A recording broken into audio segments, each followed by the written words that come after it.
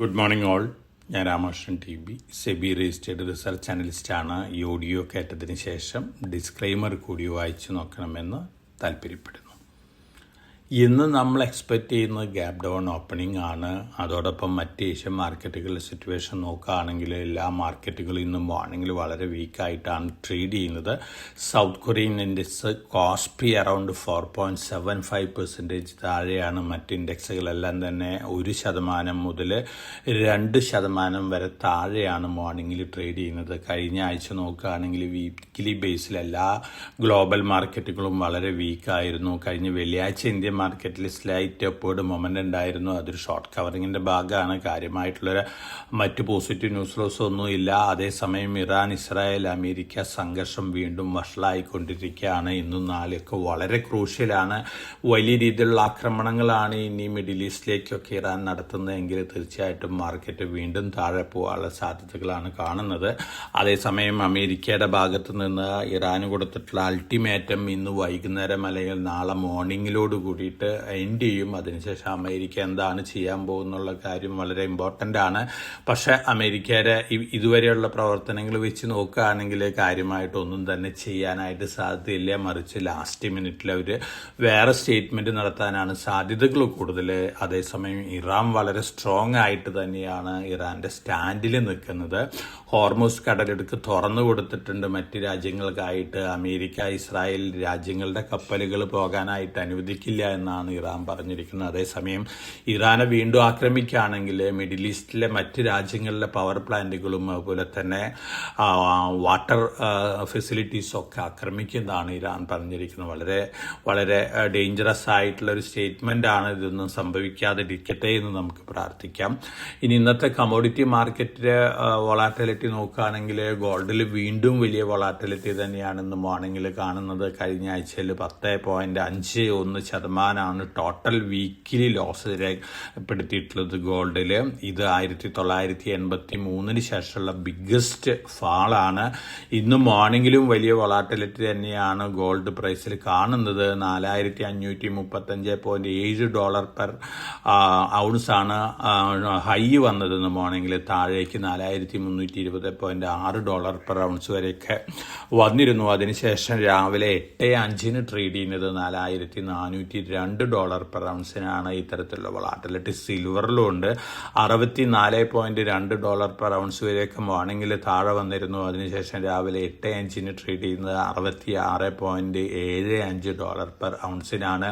അപ്പോൾ ഈ രണ്ട് കമ്മോഡിറ്റികളും വലിയ വൊളാറ്റിലിറ്റിയാണ് കാണിക്കുന്നത്. മറ്റെല്ലാ കമ്മോഡിറ്റികളും ബ്രന്റ് ക്രൂഡ് ഓയിലും അയൺ ഒഴികെ മറ്റെല്ലാ കമ്മോഡിറ്റികളും ഇന്നും മോർണിംഗിൽ വീക്കാണ്. ബ്രന്റ് ക്രൂഡ് ഓയിൽ നമ്മൾ പ്രതീക്ഷിച്ച രീതിയിലുള്ള മുന്നേറ്റമൊന്നും നടത്തിയിട്ടില്ല. എന്നിരുന്നാലും വന്നുകൊണ്ടിരിക്കുന്ന ന്യൂസ് ഫ്ലോസ് സൂചിപ്പിക്കുന്നത് ബ്രന്റ് ക്രൂഡ് ഓയിൽ വീണ്ടും ഉയർന്നേക്കും എന്ന തരത്തിലുള്ള ഒരു എക്സ്പെക്ടേഷനാണ്. അതോടൊപ്പം അയൺ ഓറിന്റെ കാര്യം നോക്കുകയാണെങ്കിൽ ചൈന വലിയ രീതിയിലാണ് അയൺ ഓർ വാങ്ങിക്കൂട്ടുന്നത് എന്നുള്ള റിപ്പോർട്ടുകളുണ്ട്. അതിൻ്റെ ഒരു പോസിറ്റീവ് ഇമ്പാക്റ്റ് ആണ്. പക്ഷേ മാർക്കറ്റ് സെന്റിമെന്റ് വീണ്ടും താഴെ വരികയാണെങ്കിൽ അയൺ ഓറിന്റെ കാര്യത്തിലും ഒരു സെല്ലിംഗ് പ്രഷറൊക്കെ കാണാനുള്ള സാധ്യതകളുണ്ട്. ഗോൾഡിന്റെ ഇപ്പോഴത്തെ സിറ്റുവേഷൻ വെച്ച് നോക്കുകയാണെങ്കിൽ ഇന്ത്യയിൽ ഫെബ്രുവരി മാസത്തെ ഗോൾഡ് ETF ഡാറ്റ പുറത്തു വന്നിരുന്നു. 3.3 ടൺസ് മാത്രമാണ് ഫെബ്രുവരി മാസത്തിൽ ETFകൾ ആഡ് ചെയ്തിട്ടുള്ളൂ. അതേസമയം മാർച്ച് 1 മുതൽ 12 വരെയുള്ള ഡാറ്റ നോക്കുകയാണെങ്കിൽ 2.2 ടൺസ് ആഡ് ചെയ്തിട്ടുണ്ട്. അപ്പോൾ പൊതുവെ ETF ഇൻഫ്ലോസും കുറവാണ് ഇന്ത്യയിൽ. മറ്റ് രാജ്യങ്ങളിൽ ETFകൾ സെല്ല് ചെയ്യുന്നു എന്നുള്ള റിപ്പോർട്ടുകളുണ്ട്. അതിൻ്റെ ഒരു ഇമ്പാക്റ്റിലാണ് കഴിഞ്ഞ ആഴ്ച ഗോൾഡ് പ്രൈസിൽ വലിയ രീതിയിലുള്ള സെല്ലിംഗ് പ്രഷർ കണ്ടത്. തീർച്ചയായിട്ടും ഫെബ്രുവരി മാസത്തെ സെൻട്രൽ ബാങ്കുകളുടെ ബൈയിങ് ഡാറ്റ തന്നെയാണ് എല്ലാവരും നോക്കുന്നത്. ഫെബ്രുവരി മാസത്തിൽ സെൻട്രൽ ബാങ്കുകൾ ഗോൾഡ് വാങ്ങിയിട്ടില്ലെങ്കിൽ തീർച്ചയായിട്ടും വീണ്ടും ഒരു സെല്ലിംഗ് പ്രഷർ കണ്ടേക്കാം. വേഴ്സ്റ്റ് കേസ് സിനാരിയോയിൽ ഇപ്പോഴത്തെ സിറ്റുവേഷൻ വെച്ച് നോക്കുകയാണെങ്കിൽ ഗോൾഡ് $4,000 പെർ ഔൺസ് വരെയൊക്കെ താഴെ വരാനുള്ള സാധ്യതകളുണ്ട്. അപ്പോൾ ഗോൾഡിൽ ട്രേഡ് ചെയ്യുന്ന ഇൻവെസ്റ്റേഴ്സ് അതുപോലെ തന്നെ ഗോൾഡിൽ ഡീൽ ചെയ്യുന്ന ജുവലേഴ്സ് ഒക്കെ വളരെ കോഷൻ വെച്ച് പുലർത്തേണ്ടത് ആവശ്യമാണ്. ബ്രന്റ് ക്രൂഡ് ഓയിലിന്റെ കാര്യം നോക്കുകയാണെങ്കിൽ നമ്മൾ പ്രതീക്ഷിച്ച രീതിയിലുള്ള ഒരു ഓപ്പണിംഗ് ഒന്നും തന്നെ ഇന്ന് മോർണിംഗിൽ ഉണ്ടായിട്ടില്ല. അതേസമയം വലിയ രീതിയിൽ ഇറാൻ, ഇസ്രായേൽ, അമേരിക്ക സംഘർഷം വഷളാവുകയാണെങ്കിൽ ബ്രന്റ് ക്രൂഡ് ഓയിൽ വീണ്ടും മുന്നേറാനുള്ള സാധ്യതകളാണ് കാണുന്നത്. ഇന്ത്യൻ റുപ്പി കഴിഞ്ഞ ആഴ്ചയിൽ US ഡോളറിന് എഗൻസ്റ്റ് ആയിട്ട് റെക്കോർഡ് ലോയിലാണ് ക്ലോസ് ചെയ്തിരിക്കുന്നത്. 93.34 രൂപ പെർ ഡോളറാണ് RBI ക്ലോസിംഗ്. പക്ഷേ മറ്റ് മാർക്കറ്റുകളിൽ 93.4 93.73 രൂപ പെർ ഡോളറാണ്. അപ്പോൾ ഇന്ന് പോകണമെങ്കിലും ഇന്ത്യൻ റുപ്പി താഴെ വരാനുള്ള സാധ്യതകളാണ് കാണുന്നത്. ഇന്ത്യൻ റുപ്പി താഴെ വരുന്ന ഇന്ത്യനെ സംബന്ധിച്ച് വീണ്ടും നെഗറ്റീവാണ്. ബ്രന്റ് ക്രൂഡ് ഓയിലിൻ്റെ പ്രൈസ് കൂടുന്നു, ഇന്ത്യൻ റുപ്പി താഴെ വരുന്നത് തീർച്ചയായിട്ടും ഇന്ത്യൻ എക്കണോമിക്ക് വലിയ ഭാരമാണ് നൽകാൻ പോകുന്നത്. ഇതൊക്കെയാണ് പൊതുവെയുള്ള ന്യൂസ് ഫ്ലോസ്. ഇനി നമ്മൾ സ്റ്റോക്ക് സ്പെസിഫിക് ആയിട്ട് ന്യൂസ് ഫ്ലോസ് നോക്കുകയാണെങ്കിൽ ധാരാളം കമ്പനികൾ വലിയ ഓർഡേഴ്സൊക്കെ ബാക്ക് ചെയ്തിട്ടുണ്ട്. ഡിഫൻസ്, എയറോസ്പേസ് രംഗത്തുള്ള, ഇലക്ട്രോണിക് മാനുഫാക്ചറിംഗ് രംഗത്തുള്ള DCS സിസ്റ്റംസ് 563.45 കോടി രൂപ ഓർഡർ ബാക്ക് ചെയ്തിട്ടുണ്ട്. അതോടൊപ്പം തന്നെ കഴിഞ്ഞ ആഴ്ചയിലത്തെ ഓർഡർ ബാക്കിംഗ് നോക്കുകയാണെങ്കിൽ ധാരാളം കമ്പനികൾ ഓർഡേഴ്സൊക്കെ ബാക്ക് ചെയ്തിരുന്നു. റെയിൽടെൽ വീണ്ടും 184.5 കോടി രൂപ ഓർഡർ ബാക്ക് ചെയ്തിട്ടുണ്ട്. അതോടൊപ്പം തന്നെ റൈറ്റ്സ് വലിയൊരു ഓർഡർ ബാക്ക് ചെയ്തിട്ടുണ്ട്. ഒപ്പം നമ്മൾ പ്രൊമോട്ടേഴ്സിൻ്റെ ബൈ നോക്കുകയാണെങ്കിൽ Gujarat alkali, IOL chemicals and pharmaceuticals, IRB infra, Maharashtra seamless, ഈ കമ്പനികളിൽ കഴിഞ്ഞ വെള്ളിയാഴ്ച പ്രൊമോട്ടേഴ്സ് ബൈ ചെയ്തിട്ടുണ്ട്.